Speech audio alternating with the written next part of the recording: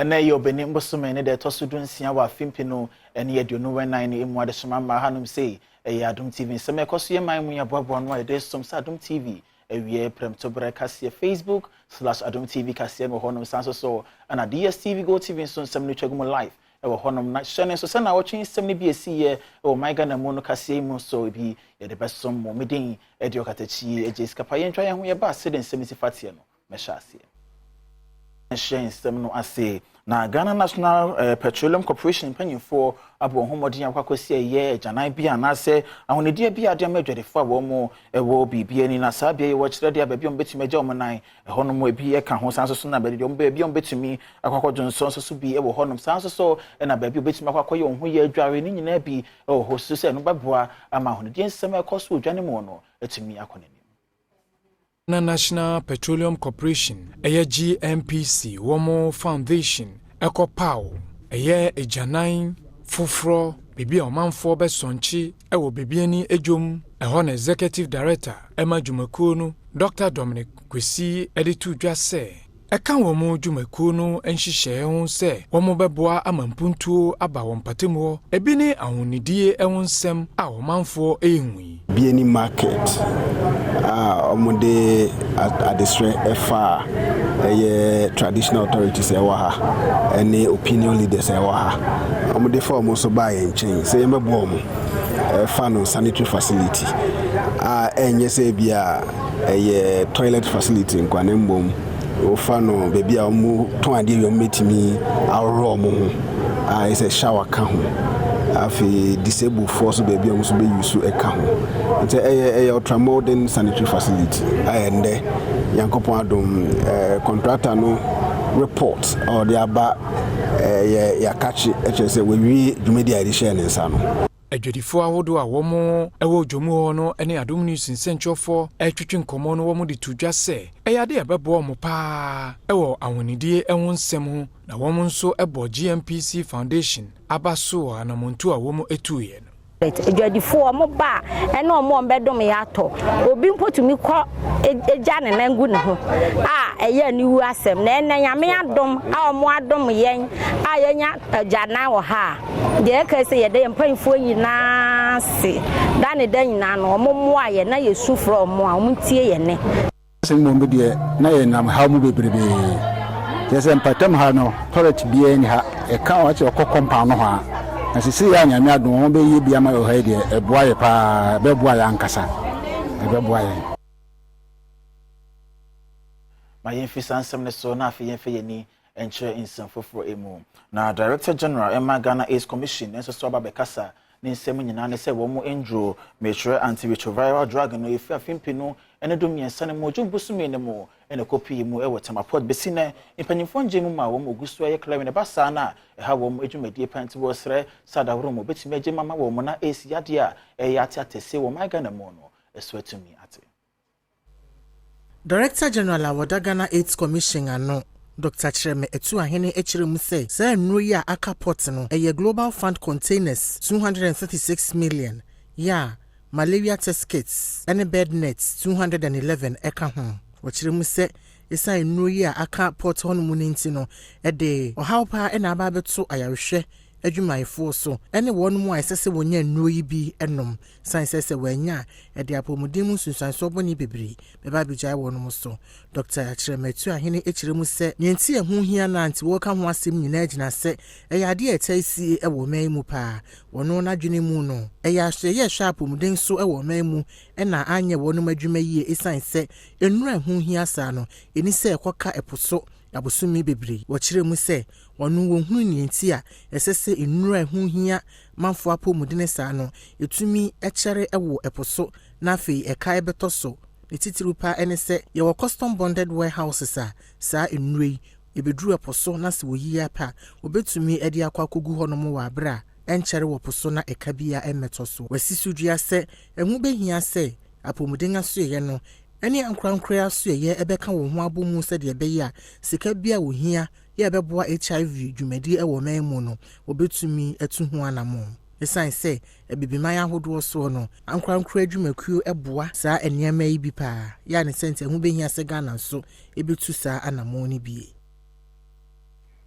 amenyina sansemi so na yentwa ye homre ba nsem ne bia na wotwe esi ye wo my Ghana mu no katachie ma ye krado me de beto aso na wotwe nsem ne bia esi ye wo my Ghana emu na wotwe osoafo hwe nnwuma ne adansi ho nsem so kwadwo wopon enkroma ebebo amane no wotwe esi akonya bia ne hono ma eda ho anase kire se wono ma akosobmudam nsu ye bufa so wo ho kae no wo yi wo mafiri ba bia wo mo wode wo mo akọ saglame affordable housing project no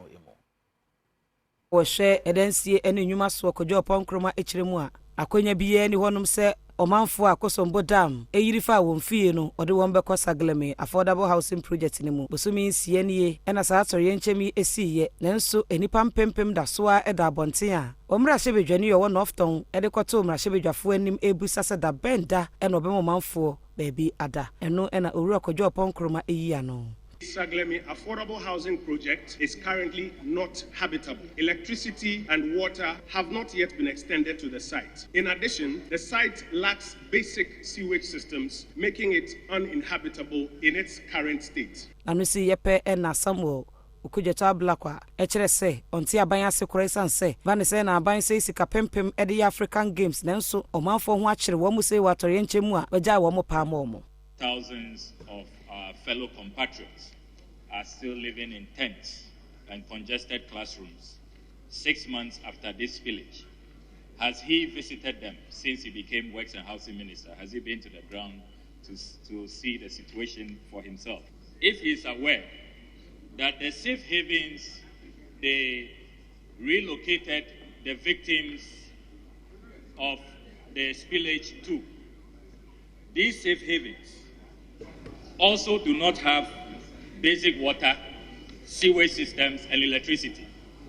They are living in tents and congested classrooms without these amenities. It's how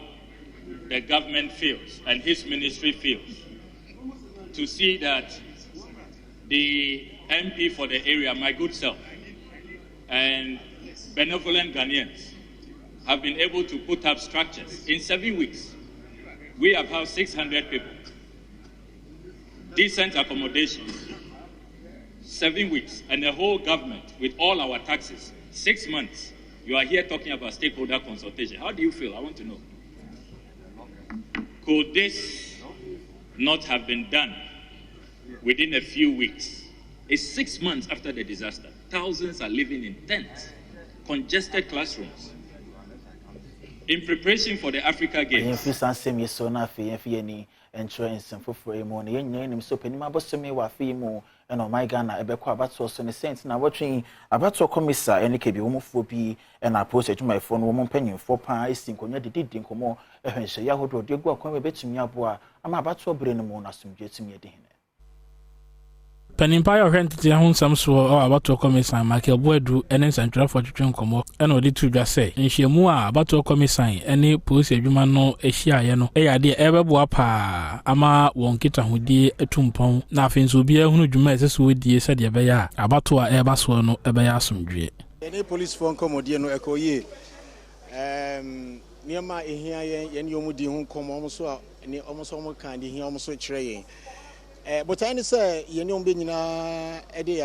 ya hoden ebebom ye de adwen susu ye nim de nyina bebom na yetimi ama election no aye kama afimo enti na but ya ye di sha ye no oh almost so mo enije so omo ka so omo kompo akostadi na ne omo kohwe na se bibi kra poche omo adwen a obesan ba biem enti enye nhia ye hia mbako ni awie ye bekoso no mo ahia enti ye de ye program na mo ya chechiro mu omo kwakọ hwemu study na omo san ababak abza be hu ye biem so e bia se ni enye ni enti ya de ye ni omo ebe ye program no ha bi ya hia security bi ade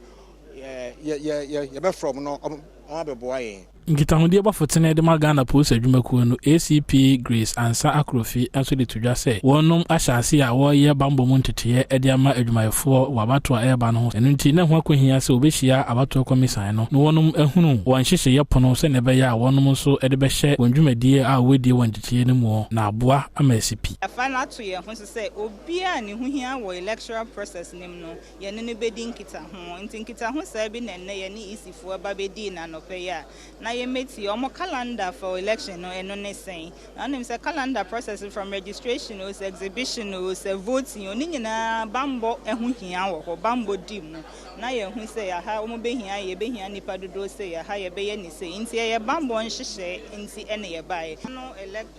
district assembly election a etwa mu no ye make sure say bambo nhihye ne de bebia anto si na sa na ye shega na for say abatu eda ye nim no nhihye ye say ye de to akon nyina ye be ye ni sa pepepe na Ghana ni bia ho anko te ewo ma yɛmfa yɛ ne yɛnkyɛn finfin mantam no emu na hodwurin sema na watwe ye free wutu senya East Municipality ebeka Adom Kasee nsa kyerɛ sɛ sukuu ni bia wɔde mfinhyia no enwɔtwe nipa bɔnefo bi akyerɛ na nkɔmɔde no wɔkɔ akɔyɛ sakawa na soso nyame nkyɛn Adom nti no kromafo a ɛwɔ Kasee blue top ɛbɔ ho mɔden a wɔtumi kyerɛ no a wɔn agye no kwa enura anopa bere mu honom ana saa asemi esie ewo bra na akoda wanya mfie wotwe wonam kwan so eco school ewo Great Promise School Complex amanebo no ekyire mu se saa mamu ya wo susu se wonom sakawafoi wonom edi akoda na chia na bra oduru enkwanta eto mu ekonu school mu honom no ana wonom ekoto hye no so ede handkerchief ekyekere na no na dan bia wo si a wonwiye no wokoto no etumu amanebo no kosoa ekyire mu se owura bia no wode na nantwie akọ die etese akoda no etiantemu ewo wura ebem bebie dan a wosi a wonwi a wokoto no tum no ebo ofre mema bi se wonom emeboa no na brebo enwumre no nsia ekono nso bere mu honom no na wonom etumi eyi akoda no efri edam mu honom Elizabeth Lamte administrator with that Great Promise School Complex ano ni esi ye no wode mu amanebo eto ya manebo ni ani ye baba ko omo ehunu obebi na na ya chichere no okay sani amete no me ko hosa ko she ame ko ye mum no ni isane no video sa me share ye chere se ni esi ye no okay be mu so mo no mo be fa me drew ho no na em so one press this for the da okay please for be mo be ye yin hwehwe mu kakra endra kola ne ma me ba ha no mo call police station ho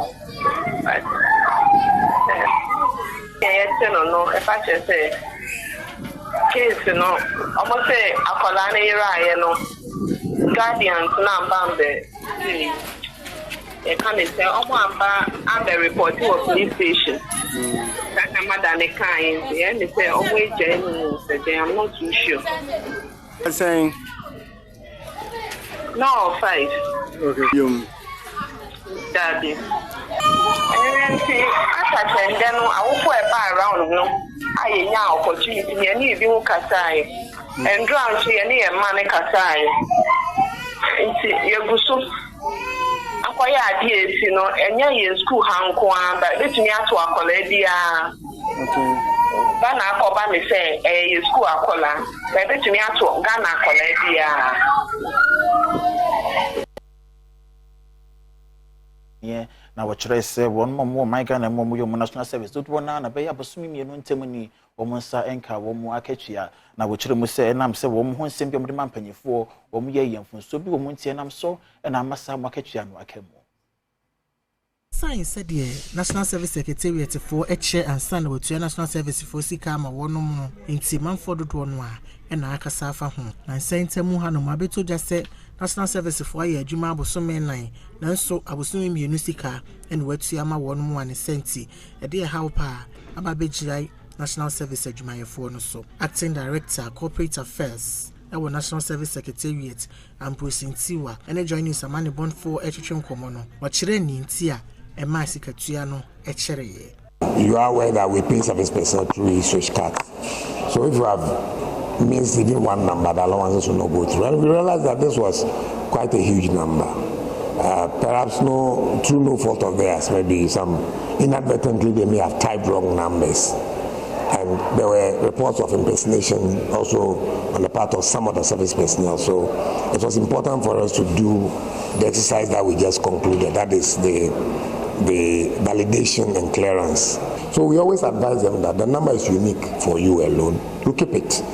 ɔkyerɛ mu sɛ regional directors de wɔn mu a ɛsɛ sɛ wɔtua wɔn ka di nyinaa akɔakɔma wɔn atena yɛ kɛseɛ mu yɛ a wɔbɛgye clearance sɛ bɛyɛ a ɔpɛpɔn ne ɔgyefoɔ bosome sika no wɔbɛtua ama national service adwumayɛfo. So we asked all of them to go back to their various districts where they did their registration so that we would cross-check one with the numbers they had provided. And I can tell you a lot of them were wrong, so we had to correct them. And that is why we have been able to pay some of them for the 2 months. Hopefully next week we'll pay the rest. For those who got their allowances paid, they were able to submit their forms early as soon as they submitted their forms. So we didn't want to wait to pay them. Now hopefully next week, now almost every regional director has submitted what we call the approval list from the various regions and is going to our head office and forwarded to gifts.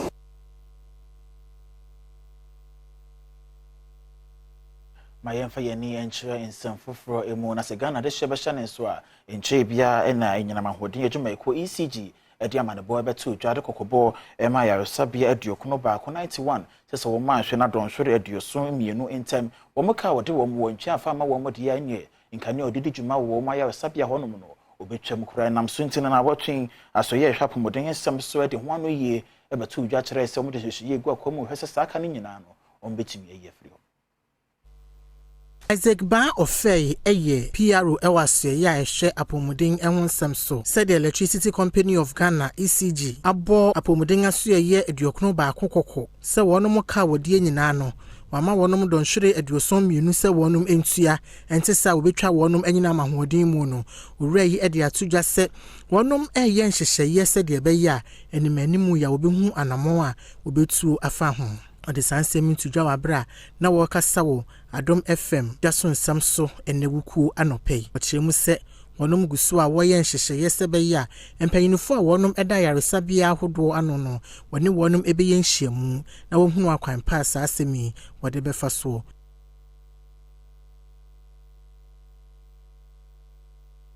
Ma yɛnhwɛ nsɛm foforɔ na yɛmfa yɛni yɛnkyerɛ nsɛm foforɔ emu na sɛ Ghana de hyɛ bɛhyɛ ne nso a obanim bɔsome da na ɛtɔ sonson ɛwɔ afimpinu ani aduonu mmiɛnsa ne mu no ɛna wɔn ma ɛwɔ ahyɛnman asraafoɔ kuo bi ka wɔn ho bɔ mu a wɔde wɔn ani akyerɛ hɔnom ɛkɔboro wɔn paa na nam so ntino na wɔtwe asraafoɔ anaasɛ wɔn ma wɔn ho kaayɛ ɛwɔ saa eburo ne mu no ɛde nkra ɛma ne mmarahyɛ badwam sɛ wɔn mmɔmɔden a ne bra no kɔmiti a wɔate no mfa ho ano yie deɛ ɛkɔ so nyinaa no ɛbɛdan wɔn. Obenimbo somede tosonson afrase na asrafo koto hye omanfo bi e wotaifa tulaku ani nyina wa ahyaman so ebro wo mu a sentia wotu saa na mo no ene se enipabonfo bi kwaka bomuku Imoro Sherifa woye osre ni Obenimbo somede tosonan enu achi no aposi 40 abedwa kokokere samotete ene Abubakar Sadika osuse se wudie no onim ho bie Obenimbo somede tosodonsia ena Committee on Defense and Interior ejina emrahye bedwa mra eso eyen hwehwe mu fa de course wa Shaiman nimu a ote hu abedwako ye wadwuma nyina wie obuobo so meni mu afempiri ne aduonu miensem a ode wasam koto Minister for Defense Military High Command and Interior Minister enim ebede de wo enwomanim se empata esefata no wonfa ma omanfo na nso eneyi wono mu a won ho kan ye e wo sa adwumadie mu no onya mpata bia Imano Kumade kasamafo emma wono mu a won ho kan ye ode sansemi tudwa. Some people were beaten and their properties were damaged. Others were just beaten, their properties were not damaged. Others were beaten in their homes and they were taken to Michelle camp, beaten there, as well as Burma camp, beaten there. So depending on the individual situation, we go commensurate compensation. And that's where we call upon the government to come and see the victims so that they sit down and tell the government that this what the damages we have suffered so far. Here is the situation, the people have been brutalized, they don't have money, the little one that they have, they are spending it on medication, so they don't have money to access the services of a psychologist or a therapist that will alleviate their trauma. And which one more when you procure asrafo dwumadie mu etwe mu se ebeya nka abanfa committee ni nsema wodo de beto dwa no eni dwuma na atentene enya dwuma. Sisi anu ye pese omu compensate here. I went to do CT scan and those things. So even this one I say I should come back. I still have pains on my head, my neck and my body. And they have not been easy. Sometimes I have to wake up and take painkillers before I sleep. It's a fact that when you're man, yeah. Fresh man na fe yen fe ye ni enche woti mantam no emu na sahwefo ebe hye ne so na so mbeka ya be ye mreka kra ni ye won kwanta south mentime ho ase e ma ne moso ho no menam so mampanyefo e de bo shenda etukromafo so we san sim ye ho no ntino na watwen municipal chief executive ye wo ho no Felix Owusujima e de afutu makromafo ho no munyina sense ya mpanyefo de gu akwa mu e de masa wo shenda no wondi so na wontie se de be ye betumi aboa na asumdue tuma fa ne tuma pa efra. Felix Owusujima eye Nkwanta South mensini krache ochiremu say asumdue ene banbo eyade a ehia ema ekuro bia senti curfew a edamanfo awo mensini honom so no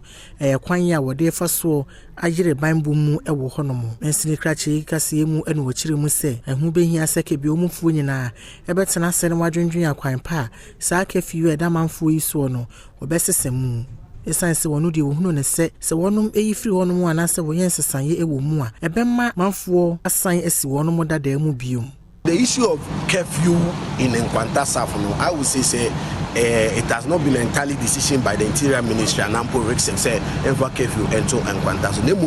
it's as a result of say Yankasa Yahubetoye and Ampo Yebenya that peaceful cordiality within the township or the municipality. Yes, I can't wait because it isn't as if say your one man the curfew at you. So for us as citizens in this particular township, in as much as say you're calling for the review of the curfew, so me can as a municipal chief executive they say yenina yen kan bom na yen presa sumdue mapa bia obedu bia no say we kan sumdue sem ediche obibia emabunu won nananom hemfo various stakeholders security agencies any obibia owo Nkwanta South ase Jofri Kene Nkwanta South emma shebedwani no so ne Kasee mu no wo kire nsunsan so oboni a ehye nano ababejai ewo enwuma enemanfo abrabo so ye no nti ehu behia se wonom ebeye mu ensesemu. Say I must do amba about me nyi curfew. And there you can say and then 3 days. Obi ko parking the motor in one of the communities. Answer na obebano ya shimoto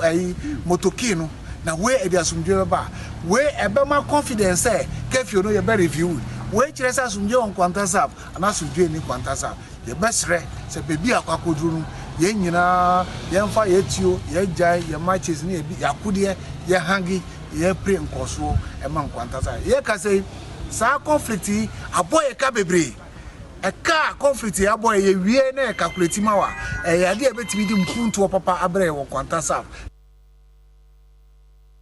mamenyina sansim so na Kasee ye de som ye no mfa ni nyina ensi Kasee mabofo madwumayefo nyina no nyame enhyira mo pi midin edu akatachie eje sikapa.